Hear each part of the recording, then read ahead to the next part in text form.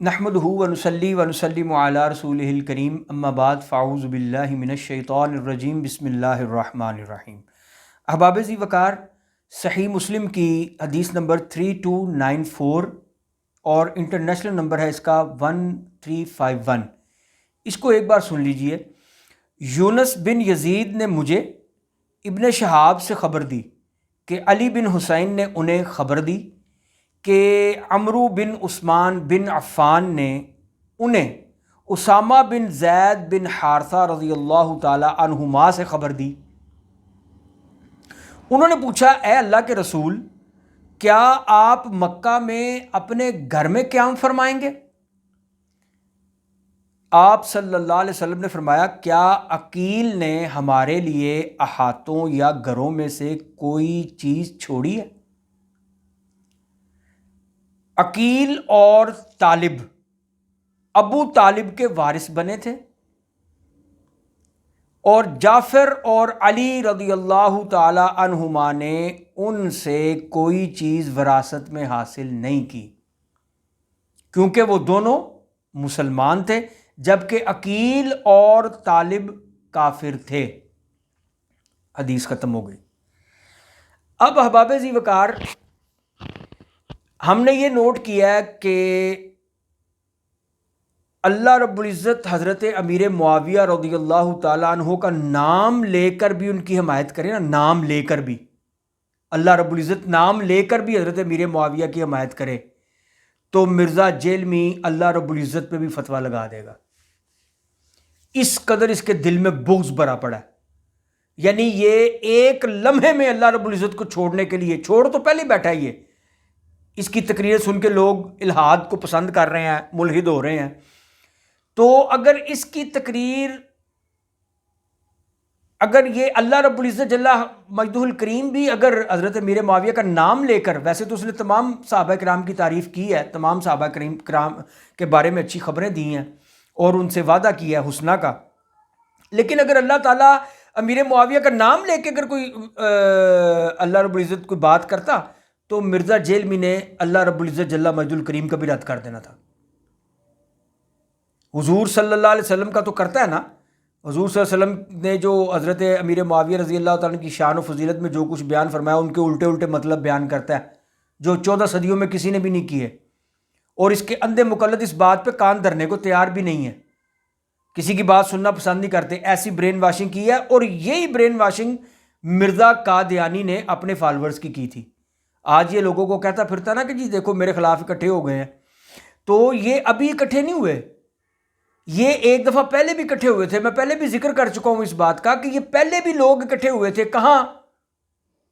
مرزا قادیانی کے مقابلے میں پیر میر علی شاہ صاحب رحمۃ اللہ تعالی علیہ کی قیادت میں تمام فرقوں کے علماء کرام جمع ہو گئے تھے، اور انہوں نے پیر میر علی شاہ صاحب رحمۃ اللہ علیہ کو قائد مان لیا تھا۔ تو وہ مرزا قادیانی کے خلاف تب جمع ہوئے تھے، یا اتنے سال گزر جانے کے بعد، آدھی صدی گزر جانے کے بعد، آج بلکہ آدھی صدی نہیں پونی صدی گزر جانے کے بعد آج لوگ دوبارہ اس کے خلاف جمع ہوئے ہیں۔ آپس میں اختلاف ہیں، ہمارے فروعی اختلاف ہوں، کسی طرح کے نظریات کا موقف کا اختلاف ہو، وہ اپنی جگہ پہ ہے، لیکن تمام فرقے اس کا رد کر رہے ہیں، مسلک اہل سنت و جماعت کے شانہ بشانہ کھڑے ہیں، اپنے طور پہ ہر ایک کا رد کر رہے ہیں، ہر ایک جو ہے نا وہ اس کا رد کر رہا ہے۔ تو اب اس نے یہ حدیث بیان کر کے نا، تو حدیث بیان کرنے کے بعد کہتا ہے جی میں آپ کو، کسی نے حضرت عقیل کے بارے میں، اس کے کسی فالور نے حضرت عقیل کے بارے میں کچھ پوچھا ہوگا نا کہ وہ تو حضرت امیر معاویہ رضی اللہ تعالیٰ عنہ کے ساتھ تھے۔ اب اس نے کہا کہ علی کا بھائی ہے تو ہم کیا کریں، مسلمان ہے تو ہم کیا کریں، صحابی رسول ہے تو ہم کیا کریں؟ بھائی جا معاویہ رضی اللہ تعالیٰ عنہ کے ساتھ رہا نا، تو وہ تو قابل قبول ہی نہیں ہے میرے لیے۔ تو اب چاہے کچھ بھی ہو جائے، قرآن سے حضرت عقیل کی شان نکال کے دکھا لو، نہیں مانے گا۔ اہل بیت کی محبت کا ڈھونگ ڈرامہ، اللہم صلی علی محمد وآل محمد، وہی شیعوں والا انداز۔ تو اب اس نے کیا کیا؟ اب اس نے کہا کہ جناب یہ میں آپ کو حدیث پیش کر رہا ہوں، اور آپ اس کا کلپ جا کے یہ ڈھونڈ کے دیکھ لیں۔ آپ اللہ کی عزت کی قسم ہے کہ اس نے حدیث کا نمبر بھی نہیں بتایا۔ نمبر بتاتا ہے نا، یہ حدیث نمبر نکال کے دیکھ لیں، فلاں کتاب ہے جی، چیپٹر نمبر اتنا ہے اور آیت نمبر اتنی ہے اور حدیث نمبر اتنی ہے، آپ چیک کر لیں۔ اس نے وہاں پہ حدیث کا نمبر بھی نہیں بتایا۔ کیوں نہیں بتایا؟ اس لیے نہیں بتایا کہ اس کی کلی کھل جانی تھی، اس کا جھوٹ پکڑا جانا تھا، اس کی غلاظت سامنے آ جانی تھی، اس کی حرزہ سرائی بے نقاب ہو جانی تھی۔ اس نے کہا جی وہ آپ وہاں پہ عقیل لکھ کے تو آپ وہ کلک کریں تو عقیل کے نام کی ساری حدیثیں کھل کے سامنے آ جائیں گی، آپ خود پڑھ لینا۔ نمبر نہیں بتایا اس نے، صرف اس لیے نہیں بتایا کہ ذلیل و رسوا ہوگا۔ اس نے صرف اتنی بات بیان کی کہ نبی کریم صلی اللہ علیہ وسلم جب عمرہ حج کے لیے آپ گئے تو صحابہ کرام نے عرض کی یا رسول اللہ صلی اللہ علیہ وسلم آپ ادھر اپنے گھر پہ ہی قیام کریں گے، مکہ میں رہیں گے؟ تو نبی کریم صلی اللہ علیہ وسلم نے فرمایا کہ عقیل نے ہمارے لیے کچھ شے چھوڑی ہے۔ اتنی بات سنا کے تو کہتا ہے یہ میں آپ کو مٹیلٹی بتا رہا ہوں، کچھ نہیں چھوڑا جی انہوں نے، سب کھا پی گئے۔ یعنی کہ بتانا یہ چاہ رہا ہے کہ وہ تو کھانے پینے کے چکر میں تھے، آپ اندازہ کریں۔ تو اس لیے تو وہ حضرت امیر معاویہ رضی اللہ تعالیٰ کے ساتھ مل گئے۔ مطلب اس قدر غلیظ آدمی ہے یہ، آپ اندازہ کریں اس کی سوچ کا، اور اس کے اندر جو صحابہ کرام کے بارے میں بغض بھرا ہوا ہے اس کی سطح کس حد تک چلی گئی ہوئی ہے۔ اب حدیث اس لیے پوری نہیں پڑھی کہ حدیث پوری پڑھتا تو چھتر پڑھ جانے تھے، چھتر تو خیر پڑھ رہے ہیں، لیکن اس کے فالوور اندھے، انہوں نے وہ حدیث پڑھنے کی کوشش ہی نہیں کی۔ یہ بھی واردات کا ایک انداز ہے۔ میں نے پہلے بھی یہ بات کی تھی کہ یہ جب اپنے دعوے پہ کوئی دلیل پیش کرتا ہے نا، آپ چیک کر لیجئے، کسی عالم کے پاس جا کے پوچھنے کی ضرورت نہیں ہے۔ یہ کہتا نا کہ انٹرنیشنل وہ 360 اسلام 360 موجود ہے، چلیں ٹھیک ہے، آپ ایک دو دفعہ ٹرائی کر کے دیکھ لیں۔ اپنے جس دعوے پہ یہ کوئی دلیل پیش کرے گا نا، کسی بھی دعوے پہ وہابیوں کی طرح، اگر اس کی دلیل صحیح ہوگی نا تو وہ صریح نہیں ہوگی، اس کے دعوے کے مطابق ہی نہیں ہوگی۔ کوئی بھی دلیل پیش کرے گا اس کے دعوے پہ وہ صریح نہیں ہوگی۔ اور اگر یہ کوئی اپنے دعوے پہ صریح حدیث پیش کر دے، صریح کھلا جس میں صاف پتہ چل رہا ہو کہ یہ اس کا دعویٰ ہے اور یہ دعوے کا ثبوت یہ اس نے پیش کر دیا ہے، اللہ کی عزت کی قسم ہے وہ صحیح نہیں ہوگی۔ یہ میں آپ کو چیلنج سے عرض کر رہا ہوں، ابھی کے ابھی اس کے کوئی کلپ نکال کے اس کے دعوے کے مطابق اس کی دلیل دے کے اس کو تول لیں، آپ کو اسی وقت عیاں ہو جائے گا، اس کے دعوے پہ پوری نہیں اترے گی۔ آپ گھر بیٹھے اس بات پہ آپ اس کی خیانت سے آگاہ ہو سکتے ہیں۔ اس کسوٹی پہ آپ پرکھ لیں، فیصلہ آپ خود کر دیں گے۔ اب مسئلہ یہ ہے کہ کسی بھی محدث کا، مفسر کا، مفکر کا، مجتہد کا، صحابی کا، نبی کریم صلی اللہ تعالیٰ علیہ وسلم کا، مولا کائنات کا، اہل بیت اطہار میں سے کسی فرد کا کوئی قول اس کے موقف سے ٹکرا رہا ہونا تو اب یہ اس کو ناسبی کہہ دے گا، کہے گا ان کی مٹیلٹی چیک کر لیں گے تو کھاؤ تھے، یا بنو امیہ کا وظیفہ خوار کہہ دے گا۔ یہ اس کی سوچ ہے۔ جب مرضی جہاں مرضی آپ اس کو چیک کر لیں، اور پھر کسی کو بھی اس کے فالورز کو میں سے کسی کو بھی یہ توفیق نہیں ہوگی کہ یار یہ جو کہہ رہا ہے ہم اس کو چیک تو کریں کہ یہ کیا کہہ رہا ہے۔ تو ہم یہ کہتے ہیں کہ اگر وہ محدث یا مفسر جن کو تم سنی ٹنی اور گمراہ اور بابے اور ناسبی اور بنو امیہ کے وظیفہ خوار محدثین کو، عقیل ابن ابی طالب کو کہہ دیا، حالانکہ وہاں پہ مسئلہ یہ ہے، اگر یہ پوری حدیث پڑھ لیتا نا کہ انہوں نے اپنے ہاتھوں میں ان کے جو گھر تھے یا جو بھی ہے، رسول اللہ صلی اللہ علیہ وسلم نے فرمایا کہ عقیل نے ہمارے لیے کچھ چھوڑا ہے، تو اگر وہ اگلی دو لائنیں پڑھ لیتا تو ساری بات واضح ہو جاتی کہ عقیل اور طالب یہ ابو طالب کے بیٹے تھے۔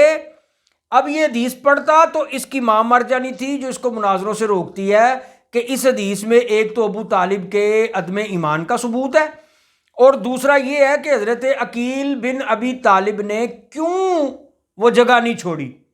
اس کا جواب یہ ہے کہ عقیل اور طالب ابو طالب کے وارث بنے تھے، حضرت علی اور حضرت جعفر نہیں بنے تھے کیونکہ وہ مسلمان تھے۔ تو مسلمان تو غیر مسلم کی وراثت پہ حقدار نہیں ہوتا نا، تو یہ مسئلہ یہ کیسے بیان کرتا؟ اس کی ماں مر جانی تھی، کیونکہ اس سے صاف پتہ چلتا ہے کہ ابو طالب میں ایمان تھا، ان کا ایمان ثابت نہیں ہے۔ اسی لیے تو اس وقت عقیل اور طالب مسلمان نہیں ہوئے تھے، بعد میں سیدنا عقیل بن ابی طالب رضی اللہ تعالی عنہ مسلمان ہو گئے۔ لیکن اب اس کو یہ غم کھایا جا رہا ہے کہ وہ حضرت امیر معاویہ کے ساتھ کیوں ہوئے.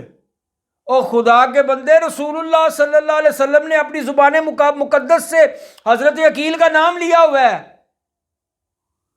کہ عقیل کی آل پر صدقہ حرام ہے.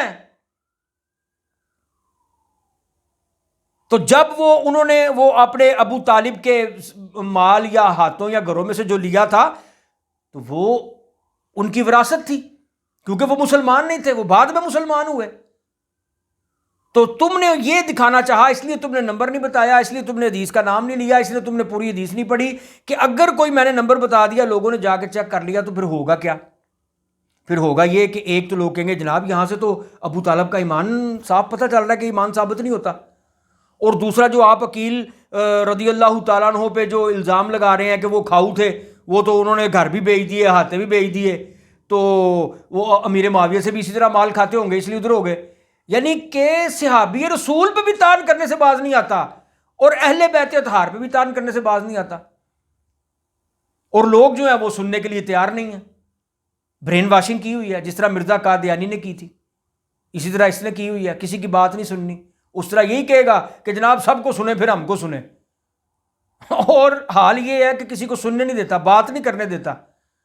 اس کے مقلد خود بتاتے ہیں کہ جناب وہاں پہ درس قرآن بیٹھ کتے کی طرح پڑھ جاتا آگے سے، اگر کوئی بات کرے تو آگے سے کتے کی طرح پڑھتا ہے.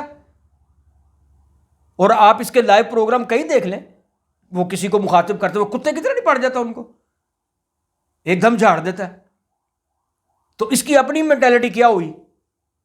لہٰذا اپنے بچوں کو اس جانور سے بچائیں جس کا نام مرزا جیلمی ہے. اس حدیث میں نبی کریم صلی اللہ علیہ وسلم کے بتانے کا مقصد یہ تھا کہ وہ اس کا مال تھا، اس نے لے لیا، کچھ بچایا ہی نہیں. اور وہ کیوں لیا؟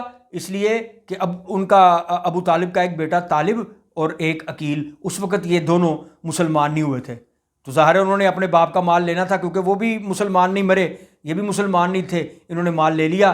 حضرت جعفر اور حضرت علی نے لیا. حدیث مسلم شریف کی ہے، 3294 نمبر، انٹرنیشنل نمبر ہے 1351، آپ تسلی کر لیجئے گا. تو وہ حدیث نہیں لی، وہ انہوں نے مال نہیں لیا، جعفر طیار رضی اللہ تعالیٰ عنہ نے، حضرت علی کرم اللہ تعالیٰ وجہ الکریم نے. کیوں نہیں لیا؟ کیونکہ وہ دونوں مسلمان تھے، جبکہ عقیل اور طالب کافر تھے. تو ان پہ یہ الزام لگانا کہ جی وہ مال سارا لے گئے، وہ انہوں نے حضور کا کچھ نہیں چھوڑا، تو امیر معاویہ سے بھی تو لیں گے نا، حالانکہ وہ مال حضور کا تھا ہی نہیں، وہ تو مال ہی ابو طالب کا تھا. اور چونکہ وہ کافر گئے تو ان کے ان دونوں بیٹوں نے وہ کافر ہونے کی حیثیت سے وہ مال لے لیا، بعد میں وہ مسلمان ہو گئے. تو حضرات ذی وقار اس طرح یہ لوگوں کو گمراہ کرتا ہے، اس طرح یہ گندی باتیں کرتا ہے. کسی مفسر، کسی محدث، کسی مجتہد کا قول یہ کبھی نہیں مانے گا. اور جن کو یہ سنی ٹنی وظیفہ خوار یہ وہ سب کچھ کہتا ہے، ان سے حدیثیں لی ہیں نا لوگوں نے، تو کیا ان سے حدیثیں لینی جائز ہے؟ آپ سمجھتے ہوں گے کہ جب ان سے کوئی پوچھے گا نا اس سے کہ جناب یہ جن کو تم محدثوں کو سنی ٹنی اور وظیفہ خوار اور ان کو ناسبی کہتے ہو، تو کیا ان سے حدیثیں لی جا سکتی ہیں؟ تو آپ یہ سمجھیں گے کہ آپ کا اس کا جواب، مرزے کا یہ جواب ہوگا کہ نہ، نہیں لی جا سکتی. تو جناب یہ آپ کی غلط فہمی ہے، اس کا جواب نہ میں نہیں ہوگا، بلکہ یہ 1000 بار کہے گا کہ ہاں ان سے حدیثیں لی جا سکتی ہیں، اور ان کو بلا تردید یا بلا تردد تسلیم بھی کیا جا سکتا ہے، یہ بھی کہے گا. اب آپ کا اگلا سوال ہوگا کہ ناسبیوں سے، گمراہوں سے حدیثیں لی جا سکتی ہیں، تو پھر یہ تو کوئی بات نہ ہوئی، آپ کیسے کہتے ہیں کہ جی لی جا سکتی ہیں؟ وہ اس لیے ہاں کہے گا کہ اس نے روافض سے لی ہوئی احادیث آپ کو بیان کرنی ہے، رافضی راویوں کی حدیثیں آپ کو بیان کرنی ہیں. تو اگر اس نے یہ کہہ دیا کہ ہاں جی گمراہوں سے، ناسبیوں سے کسی سے حدیث نہیں لینی، تو کسی اور سے اس لیے نہیں لینی، تو پھر ہم کہیں گے تم رافضیوں سے کیوں لیتے ہو؟ تو لہٰذا اس نے اس بات سے بچنے کے لیے اس نے یہ کہہ دینا ہے کہ جناب ہاں جی آپ لے سکتے ہیں، ناسبیوں سے، گمراہوں سے، بنو امیہ کے وظیفہ خواروں سے، سب یعنی کہ مان جائے گا. اور دھوکے اتنے بڑے دیتا ہے. آپ صحیح مسلم کی اس حدیث کو چیک کر لیجئے گا، آپ کو ساری وضاحت ہو جائے گی. 3294 3294 صحیح مسلم کی، اس پہ پتہ چل جائے گا حضرت عقیل نے مال کیوں رکھا. احاطے کیوں رکھے، گھر کیوں رکھے؟ کیوں کہ اس وقت وہ کافر تھے جب ان کو اپنے کافر باپ کی وراثت سے مال ملا۔ حضرت علی اور حضرت جعفر طیار نے کچھ نہیں لیا کیونکہ وہ مسلمان ہو چکے تھے، اور مسلمان اولاد اپنے کافر باپ کا مال وراثت کا نہیں لے سکتی۔ وآخر دعوایا ان الحمد للہ رب العالمین۔